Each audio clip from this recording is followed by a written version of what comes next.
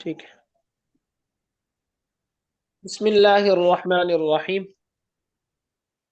وفی وہی للظرفیت، یہاں سے مصنف رحمۃ اللہ علیہ حروف جارہ فی کا معنی بیان فرماتے ہیں کہ فی اصل آتا ہے ظرفیت کے لیے، جیسے زید فی الدار، زید گھر میں ہے، والماء فی الکوز پانی گلاس میں ہے یا کوزے میں ہے، وبمعنی علا، اور کبھی یہ علا کے معنی میں بھی آتا ہے لیکن بہت کم، جیسے اللہ تعالیٰ کا ارشاد ہے وَلَأُصَلِّبَنَّكُمْ، فرعون نے کہا تھا جادوگروں کو جب وہ ایمان لے آئے تھے کہ یقیناً میں تمہیں سولی دوں گا فی جذوع النخل، کھجور کے تنوں پر، کھجور کے تنوں میں تو نہیں ہوتی نا، تنوں کے اندر تو سولی نہیں جائے، تنوں کے اوپر لٹکا کر دی جاتی ہے.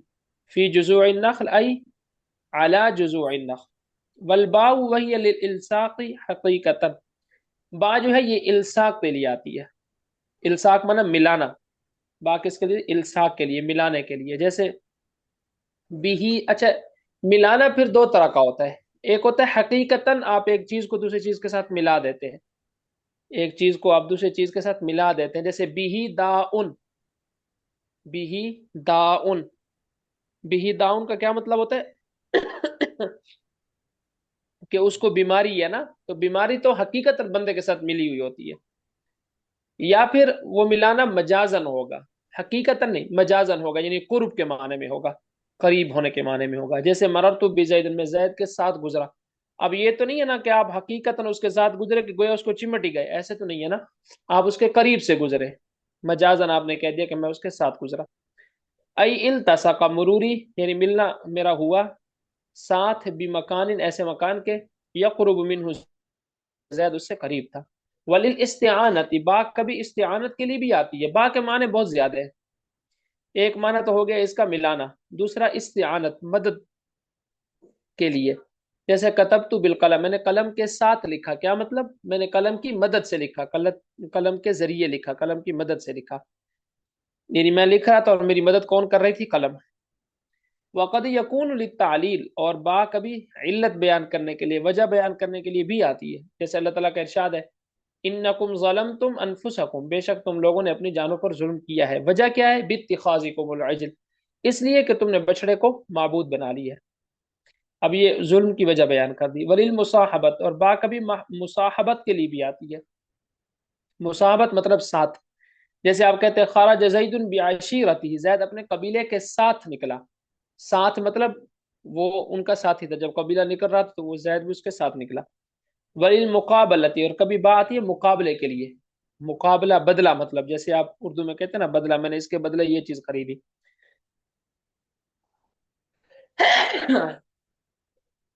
جیسے بعت ھذا، میں نے اس چیز کو بیچ دیا، بذا کا اس چیز کے بدلے. وللتعدیتی، اور با کبھی فعل لازم کو متعدی بنانے کے لیے بھی آتی ہے، جیسے آپ کہتے ہیں ذهبت بزید، میں زید کو لے گیا، ویسے ذهبت کا معنی ہوتا ہے جانا، وہ فعل لازم ہے، لے سر یہ کر بات جانا. تو یہ حضرت بذاتا کا مطلب کیا ہے؟ کس کا؟ بات و حاضہ بذاتا. بعتو، بات نہیں، بعتو، بعتو میں بیٹو. نے بیچ ہاضا اس چیز کو، بذا کا اس چیز کے بدلے. ولی ظرفیتی، اور با کبھی ظرفیت کے لیے بھی آتی ہے، جیسے آپ کہتے ہیں جلستو بالمسجد، میں مسجد میں بیٹھا، یہاں با فی کے معنی میں، ظرف کے معنی میں. وزائدۃ قیاسا فی خبر النفی نحو ما زید بقائم، اور با کبھی قاعدے کے مطابق نفی کے مقام پر، اسی طرح استفہام کے مقام پر، یہ اضافی بھی ہوتی ہے، اضافی دو مقامات پر ہوگی، نفی کے مقام پر اور استفہام کے مقام پر. جیسے آپ کہتے ہیں ما زید بقائم، اصل میں کیا ہے؟ ما زید قائم، زید کھڑا نہیں ہوگا. حل زید بقائم، یہاں بھی با زائد ہے، اس کا کوئی معنی نہیں ہے. وسماعا فی المرفوع، وسماعا بالمرفوع بحسبک زید کفا باللہ شہیدا، یہاں سے مصنف رحمۃ اللہ علیہ با کے سماعن زائد ہونے کا مقام بیان فرماتے ہیں کہ سماعن، سماع کا کیا مطلب؟ کہ ہم عربوں سے سن رہے ہیں تو استعمال کر رہے ہیں، اس کا کوئی ضابطہ اور قاعدہ نہیں ہے. جیسے پیچھے تھا نا کہ نفی اور استفہام میں تو ہم یہ قاعدہ ہے کہ نفی اور استفہام میں با زائدہ ہوتی ہے. اب جہاں پر نفی اور استفہام ہوگی وہاں آپ اپنی مرضی سے بھی با زائد کر سکتے ہیں، نہ کریں پھر بھی ٹھیک ہے.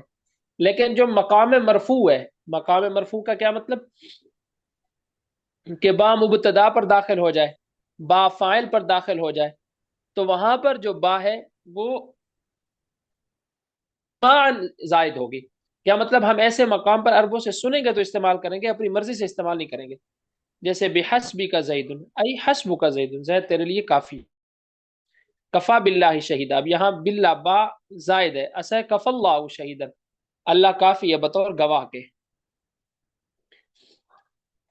ای کف اللہ وفی المنصوب، اور اسی طرح منصوب کے اوپر بھی با سماعن اضافہ زائد استعمال کرتے ہیں عرب. جیسے القا بیدہ، ای القا یدہ، اس نے اپنا ہاتھ ڈال دیا. وفی المنصوب، اب یہاں یہ منصوب یعنی مفعول بھی ہے نا یدہ، اس کے شروع میں با حرف زائد استعمال ہو رہا ہے. واللام وہی الاختصاص، لام جو ہے حروف جارہ سماعی ہے یہ وجوباً استعمال ہوتے ہیں، لازمی استعمال ہوتے ہیں ایسے مقام پر. کہاں پر؟ یہ جو سماعی ہے مرفوع اور منصوب. نہیں، سماعی جو ہے وہ وجوب یاد میں وجوب کی بات نہیں ہے. ہاں بات یہ ہے کہ یعنی کہ عرب آیا جائے تو آیا، نہیں آیا تو نہیں آیا، ٹھیک ہے دونوں طرح سے. جی جی، وہ کریں گے تو ہم بھی کر دیں گے، وہ نہیں کر رہے تو ہم بھی چھوڑ دیں گے. صحیح. مطلب یہ ہے کہ مرفوع پر اور اسی طرح منصوب پر ہم اپنی مرضی سے داخل نہیں کریں گے، جہاں انہوں نے کیا ہوگا بس وہیں استعمال کریں گے. صحیح. واللام وہی الاختصاص، حروف جارہ میں سے ایک لام ہے، یہ آتا ہے اختصاص کے لیے، یعنی آپ ایک چیز کو دوسری چیز کے لیے خاص کر دیتے ہیں. جیسے آپ کہتے ہیں الجل للفرس، جل جو ہے جو گھوڑے کے اوپر بڑا کپڑا ڈالا جاتا ہے، جل جو ہے یہ گھوڑے کے لیے، یعنی یہ کپڑا جو ہے اس گھوڑے کے لیے خاص ہے. والمال لزید، اور مال زید کے لیے، یعنی یہ والا مال جو ہے یہ زید کا ہے، کسی اور کا نہیں ہے. وللتعلیل، اور لام کبھی علت بیان کرنے کے لیے بھی آتا ہے، وجہ بیان کرنے کی. جیسے ضرب تو میں نے اس کو مارا، وجہ کیا ہے؟ للتعدیب، ادب سکھانے کے لیے. وزائدۃ، اور لام کبھی زائد بھی ہوتا ہے، جیسے اللہ تعالیٰ کا شاید ردیف لکم ای ردیفکم، ردیف لکم ای ردیفکم، وہ تمہارے پیچھے چلا. ردیفکم، یا لام کا کوئی ترجمہ نہیں ہے. وبمعنی عن، اور اسی طرح لام عن کے معنی میں بھی ہوتا ہے. اور عن کے معنی میں اس وقت جب یہ لفظ قول کے ساتھ استعمال ہو رہا ہوگا، جیسے اللہ تعالیٰ کا ارشاد ہے وقال الذین کفروا، یا قال آ گیا نا. قول سے مراد صرف قول نہیں ہے، بلکہ قول سے مراد نیچے لکھا وہ بھی ہے، اس سے مشتق ہونے والے تمام اسماء اور افعال. وقال الذین کفروا للذین آمنوا لو کان خیرا ما سبقونا الیہ. وقال الذین کفروا، کافروں نے کہا للذین، ایمان والوں سے، ای عن الذین آمنوا وفیہ نظر، لیکن اس میں نظر ہے. نظر کا مطلب یہ کہ یہاں لام کو عن کے معنی میں لینا یہ تکلف ہے، یا لام کو اس کے اپنے معنی میں رہنے دیں. جیسے لام کا اپنا معنی کیا تھا اصل؟ اختصاص، یعنی یہ ایک بات جو کہی گئی ہے یہ ایمان والوں کے ساتھ خاص تھی جو کافروں نے کہی، اور یہ بات ٹھیک ہے، اس میں نظر واقعی ہے کہ لام یہاں پر ان کے معنی میں نہ بھی ہو پھر بھی اس کا ترجمہ بالکل ٹھیک ہے. وبمعنی الواو فی القسم للتعجب كقول الحزلی، اور اسی طرح کبھی اس واو کے معنی میں بھی ہوتی ہے لام جو قسم کے لیے آئے، اور قسم بھی بطور تعجب کے وہاں پر ہوتی ہے. قسم بھی کس کے ہوتی ہے؟ بطور تعجب کے، وہاں پر قسم کھائی جا رہی ہوتی ہے، تو وہاں پر اب بھی آپ لام کو استعمال کر سکتے ہیں. اور وہاں پر لام واو کے معنی میں ہوگی، اور واو بھی کون سی؟ واو قسمیہ. واو کی بہت ساری اقسام ہے نا، تو وہاں واو قسمیہ ہوگی.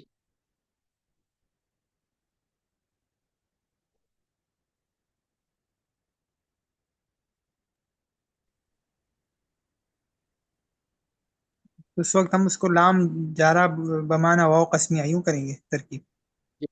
جی، اور وہ بھی قسم مقام تعجب پر ہوگی، مطلقاً قسم نہیں ہے، وہ مقام تعجب، تعجب کے لیے نا، جب آپ کسی چیز پر تعجب کرتے تو قسم اٹھا دیتے ہیں. ہم۔ قول سر یہ ردیف الحزلی، لکم، ہے سر یہ حزلی. اچھا جی جی، بولے بولے سہیب. چلیں آپ پہلے مکمل کر لیں پھر میں پوچھ لیتا جی جی. للہ یبقى علی الایام ذو حید بمشمخر به الزیان والآس، اللہ کی قسم زمانے کے گزرنے پر سینگ والا پہاڑی بکرا ایسے اونچے پہاڑ میں بھی باقی نہیں رہے گا جس میں خوشبودار گھاس اور آس ہے، جس میں خوشبودار گھاس یعنی چمبیلی، خوشبودار گھاس چمبیلی اور آس کا درخت ہے۔ پہلے لفظی ترجمہ دیکھ لیں، للہ اللہ کی قسم، یبقا علی الایام ذو حیدن، اللہ کی قسم یہ ہے لا یبقا علی الایام ذو حید، یہاں لا محذوف ہے، لا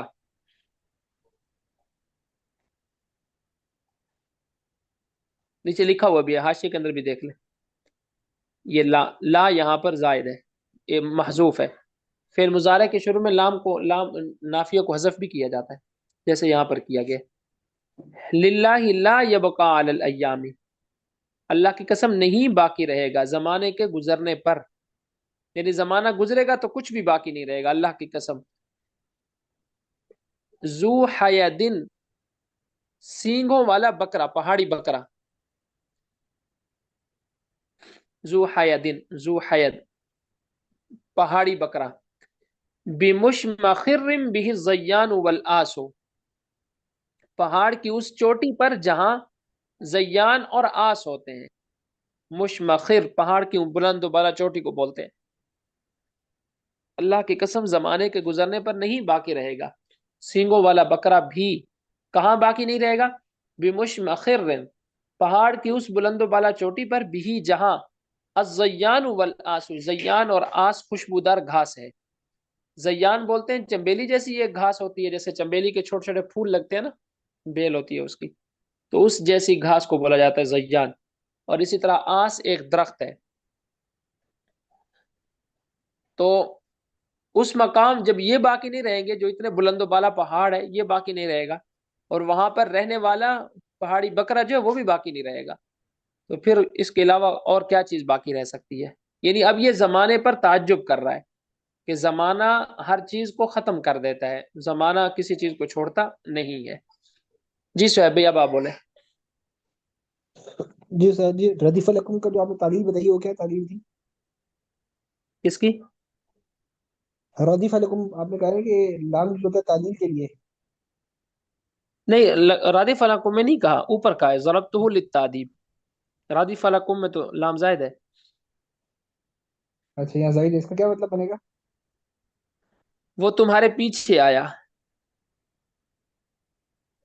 ٹھیک ہے۔ رادف فعل ہے نا، پیچھے آنا۔ ٹھیک ہے۔ اور ایک اور بھی سر دیکھیں گے، یہ جو آپ نے پہلے پڑھایا تھا والباؤ ولی وہی للالساقی، اس کا مطلب ملا ہوا ہوا الباء للالصاق، وہی للالساقی، با میں جب با شروع ہوا کا تھا۔ معنی ملانا، ملانا۔ اور یہ ٹھیک ہے، ای التصق مروری بالموضع یقرب، اس کا تھوڑا سا ترجمہ کر دوں۔ ہاں یہ وہ پیچھے والی جو مثال ہے اس کا ترجمہ کر رہے ہیں نا، عربی میں ترجمہ کر رہے ہیں اس کا، مررت بزید، میں زید کے ساتھ گزرا، ای یعنی التصقا ملا ہوا تھا، مروری میرا گزرنا، بمکان ایسی جگہ کے، یقرب قریب تھا، منہ اس جگہ کے، زید زید، ہو گیا؟ جی ٹھیک ہے سر جی۔ سمجھ آ گیا؟ جی جی جی جی آگے سر جی۔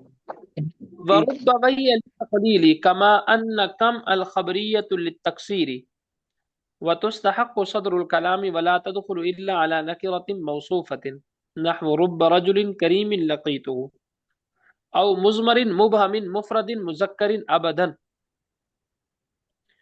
مميز بنكرة منصوبة، نحو ربه رجلا وربه رجلين وربه رجالا وربه امرأة كذلك وربه امرأتين وعند الكوفيين يجب المطابقة، نحو ربهما رجلين وربهم رجالا وربها امرأة۔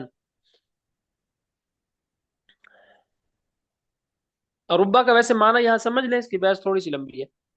ربا آتا ہے تقلیل، کمی کو بیان کرنے کے لیے، کسی چیز کی کمی کو بیان کرنے کے لیے، قلت کو بیان کرنے کے لیے، جیسے کم خبریہ یہ کثرت کو بیان کرنے کے لیے آتا ہے، یہ بالکل اس کا الٹ ہے، کم خبریہ کثرت کو بیان کرنے کے لیے آتا ہے، اور ربا قلت کو بیان کرنے کے لیے آتا ہے. اور ربا جو ہے یہ صدر کلام میں آئے گا، یعنی کلام کے شروع میں، درمیان میں یا آخر میں نہیں آئے گا، یہ کلام کے شروع میں آئے گا.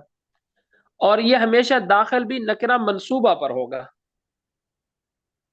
یہ کس پر داخل ہوگا؟ نکرہ موصوفہ پر، یعنی ایسے نکرے پر جس کی آگے کوئی نہ کوئی صفت ہوگی. جیسے رب رجل کریم لقیتہ، میں بہت کم ایسے لوگوں سے ملا کہ جو کرم والے ہیں، کریم ہے، سخی ہے. میں بہت کم ایسے لوگوں سے ملا، میں بہت کم ایسے مردوں سے ملا جو کرم والے ہیں، سخی ہے. اب یہاں پہ دیکھیں ربا یہ قلت کو بیان کر رہا ہے، اور رجل پر داخل ہے. رجل موصوف ہے، ہم نے یہی پڑھا تھا نا کہ ربا داخل ہوگا نکرہ موصوفہ پر. رجل نکرہ بھی ہے اور یہ موصوف بھی ہے. کیوں؟ اس لیے کہ اس کے بعد آ رہا ہے کریم، جو کہ صفت ہے رجل کی. رجل کی یہ کیا ہے؟ صفت ہے. رب رجل کریم لقیتہ، کہ میں بہت کم ایسے لوگوں سے ملا کہ جو کرم والے ہیں. آگے والی بحث تھوڑی سی لمبی ہے، اس کو کل کے سبق میں کر لیں گے.